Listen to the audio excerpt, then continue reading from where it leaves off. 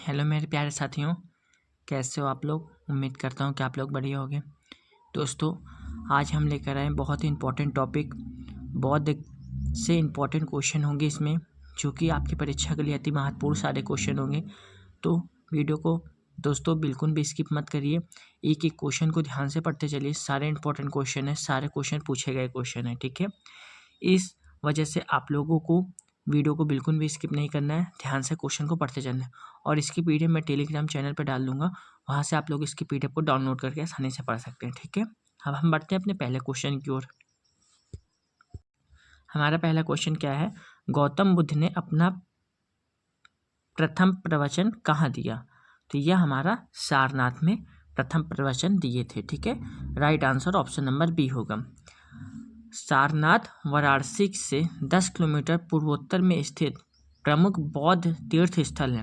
ज्ञान प्राप्ति के पश्चात भगवान बुद्ध ने अपना प्रथम उपदेश यहीं दिया था, जिसे धर्म चक्र प्रवर्तन का नाम दिया जाता है, और जो बौद्ध मत के प्रचार प्रसार का आरंभ था। यह स्थान बौद्ध धर्म के 4 प्रमुख तीर्थों में से एक है, ठीक है। नेक्स्ट क्वेश्चन दोस्तों, गौतम बुद्ध ने अपना पहला उपदेश कहाँ दिया था। तो यह हमारा सारनाथ में दिया था, ठीक है। Right answer option number C होगा। दोस्तों, आने वाले वैकेंसी के लिए ग्रुप डी के लिए अति महत्वपूर्ण ऐसे क्वेश्चन होते हैं, ठीक है। इस वजह से आप लोग वीडियो को ध्यान से देखें और देख सकते हैं ये क्वेश्चन आरआरबी ग्रुप डी में आया हुआ क्वेश्चन 2018 में, ठीक है। इस वजह से और ग्रुप डी के प्रीवियस ईयर 2018 का मैं क्वेश्चन करा रहा हूँ, आप लोग उसको भी जाकर देख सकते हैं, ठीक है।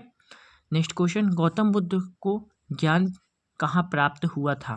तो यह हमारा बोध गया में प्राप्त हुआ था, ठीक है।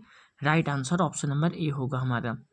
इसका फुल डिफिनेशन, बौद्ध धर्म के प्रवर्तक गौतम बुद्ध को 35 वर्ष की आयु में उरुवेला बोध गया में बोधि पीपल वृक्ष के नीचे निरंजना नदी के तट पर वैशाख पूर्णिमा के दिन ज्ञान प्राप्त हुआ। इसके पश्चात ये बुद्ध कहलाए। बुद्ध ने अपना सर्वाधिक उपदेश कौशल देश की राजधानी श्रावस्ती में दिया था, ठीक है। नेक्स्ट क्वेश्चन दोस्तों, बौद्ध ग्रंथों का अध्ययन करने के लिए विजयवाड़ा में कौन सा चीनी विद्वान रहा। तो राइट आंसर होगा जुआन जांग, राइट, ठीक है। Right answer option number B होगा हमारा। बौद्ध ग्रंथों का अध्ययन करने के लिए विजयवाड़ा में जुआन जांग नामक चीनी विद्वान रहता था। चीनी बौद्ध धर्म की चीनी शाखा है। बौद्ध धर्म की परंपराओं ने 2000 वर्षों तक चीनी संस्कृति एवं सभ्यता पर गहरा प्रभाव छोड़ा।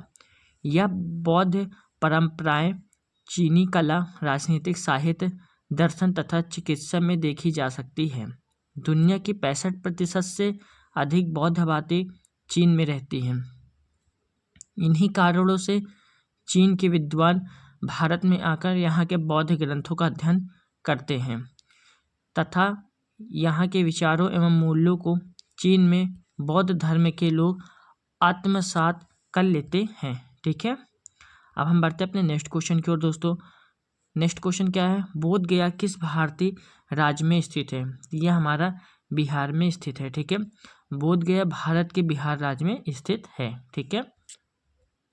नेक्स्ट क्वेश्चन दोस्तों, गौतम बुद्ध ने अपने उपदेशों में जनसाधारण की भाषा का प्रयोग किया था। तो पाली भाषा का प्रयोग किया था, ठीक है। Right answer option number D होगा। गौतम बुद्ध ने अपने उपदेशों में पाली भाषा का प्रयोग किया था, ठीक है। नेक्स्ट क्वेश्चन दोस्तों, जातक कथाओं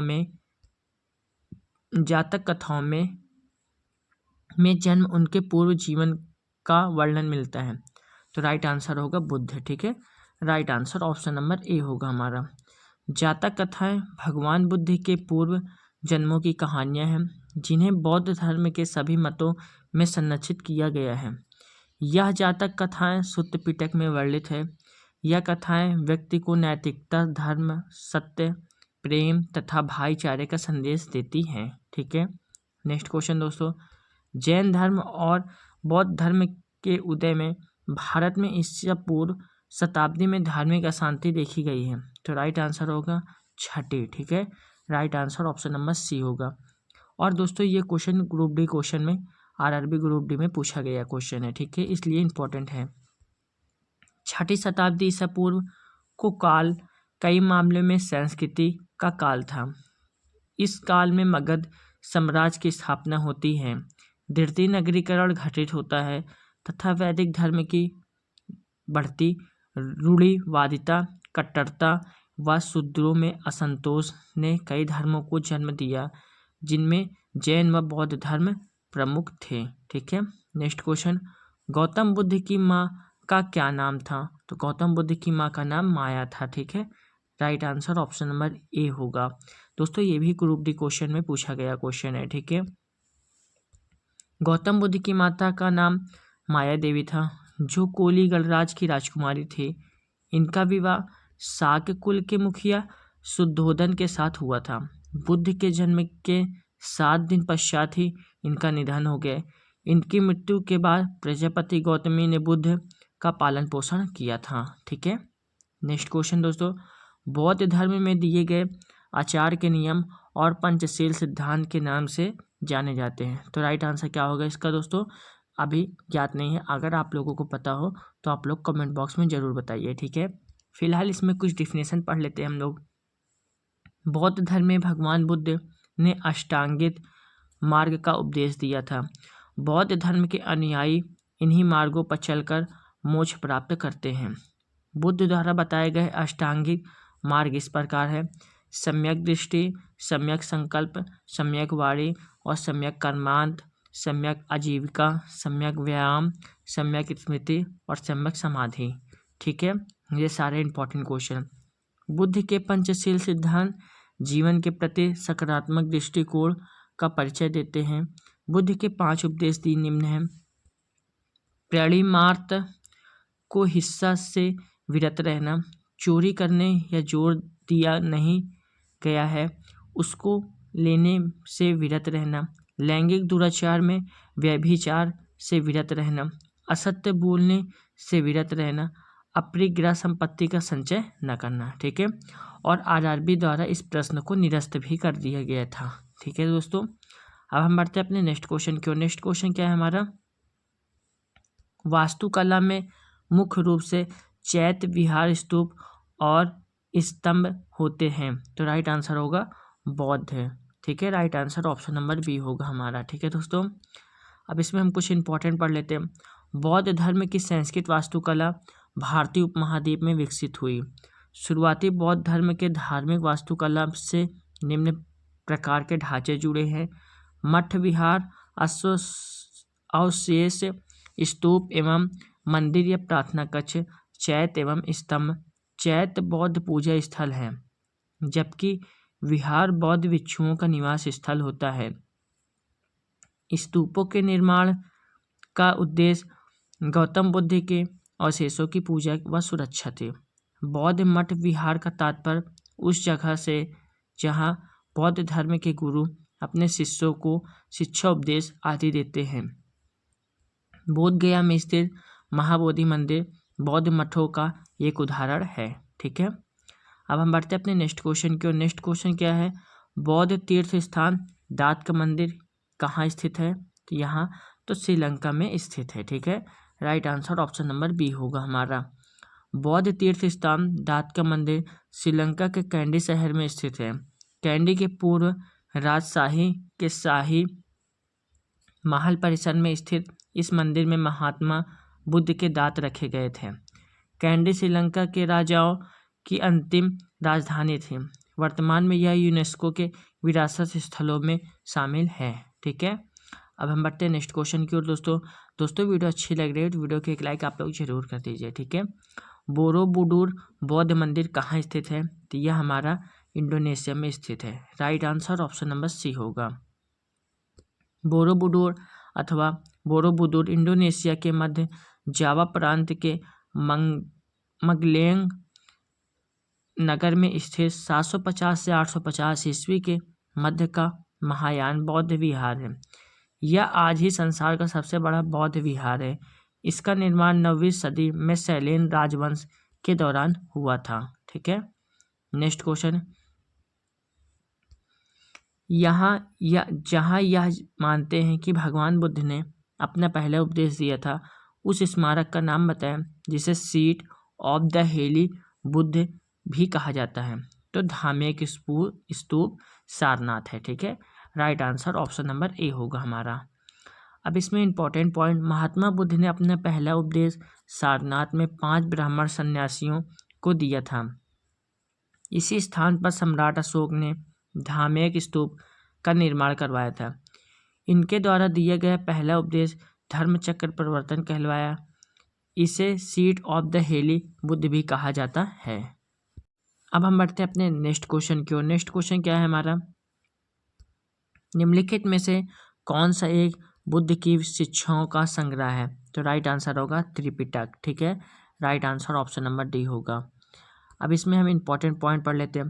त्रिपिटक बौद्ध धर्म का आधारभूत और मुख्य ग्रंथ है। भगवान बुद्ध के उपदेश 3 साहित्य खंडों में संकलित हैं, जिन्हें त्रिपिटक कहते हैं। फर्स्ट है हमारा विनय पिटक, सेकंड है हमारा सुत्त पिटक और थर्ड है हमारा अभिधम्म पिटक। ठीक है, ये तीनों पिटक हैं। ठीक है दोस्तों, अब यहाँ से हमारे पारसी यहूदी धर्म के क्वेश्चन स्टार्ट होते हैं।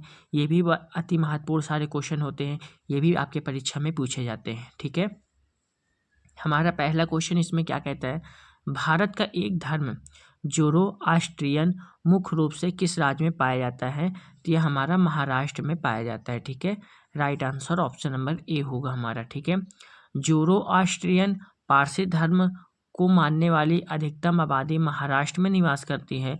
इस धर्म के संस्थापक महात्मा जरथुष्ट्र हैं।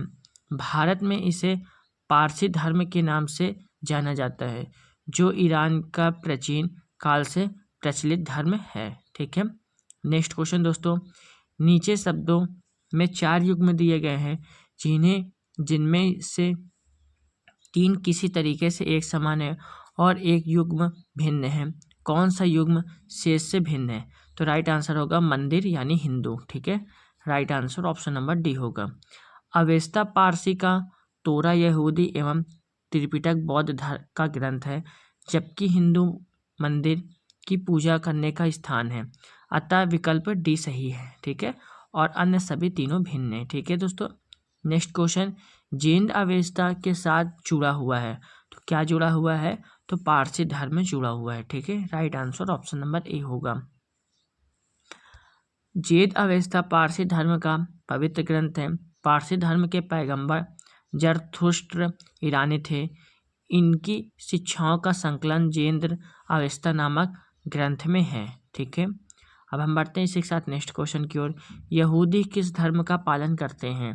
तो राइट आंसर होगा यहूदी धर्म का। ठीक है, right answer option number D होगा हमारा। ठीक है दोस्तों, यहूदियों का इंक्रेसरवादी धर्म यहूदी धर्म है, जिसका मानना है कि ईश्वर की उपस्थिति का अनुभव मानव गतिविधियों और इतिहास द्वारा होता है तथा ईश्वर अपना संदेश पैगंबरों के माध्यम से प्रेषित करता है। यहूदी लोग अब्राहम, इसहाक और जेकब को अपना पितामह, मूसा को मुख्य पैगंबर मानते हैं। यहूदी धर्म इस्राएल और हिब्रू भाषियों का राजधर्म है। ठीक है, नेक्स्ट क्वेश्चन दोस्तों, निम्नलिखित में से कौन सा यहूदी धर्म से संबंधित है? तो राइट आंसर होगा तोरा। ठीक है, right answer option number B होगा हमारा। ठीक है दोस्तों, यहूदियों की धर्म भाषा इब्रानी यानी हिब्रू और यहूदी धर्म ग्रंथ का नाम तनक है, जो इब्रानी भाषा में लिखा गया है। इसे तालमुद या तोरा भी कहते हैं। त्रिपिटक बौद्ध धर्म से संबंधित है। इसके अंतर्गत विनय पिटक, सुत्त पिटक व अभिधम्म पिटक का वर्णन मिलता है। गुरु ग्रंथ साहिब सिखों का पवित्र धार्मिक ग्रंथ है, जबकि धम्मपद सुत्त पिटक का ही एक भाग है। तो दोस्तों, यहाँ पे हमारे क्वेश्चन कंप्लीट होते हैं। और आप लोगों को वीडियो कैसी लगी? वीडियो अच्छी लगी तो वीडियो को एक लाइक जरूर कर दीजिए। चैनल पर नए तो चैनल को जरूर सब्सक्राइब कर लीजिए। ऐसे इंपॉर्टेंट क्वेश्चन आपकी परीक्षा में पूछे गए सारे क्वेश्चन लेकर आता हूँ। और मैं ग्रुप डी का प्रीवियस ईयर का क्वेश्चन करा रहा हूँ, तो आप लोग उसको भी जाकर देख के अपना रिवीजन कर सकते हैं। ठीक है दोस्तों, और इसकी PDF टेलीग्राम चैनल पर मिल जाएगी। आप लोग टेलीग्राम को ज्वाइन करके इसकी PDF को प्राप्त करके खुद से भी पढ़ सकते हैं। ठीक है दोस्तों, जय हिंद, जय भारत।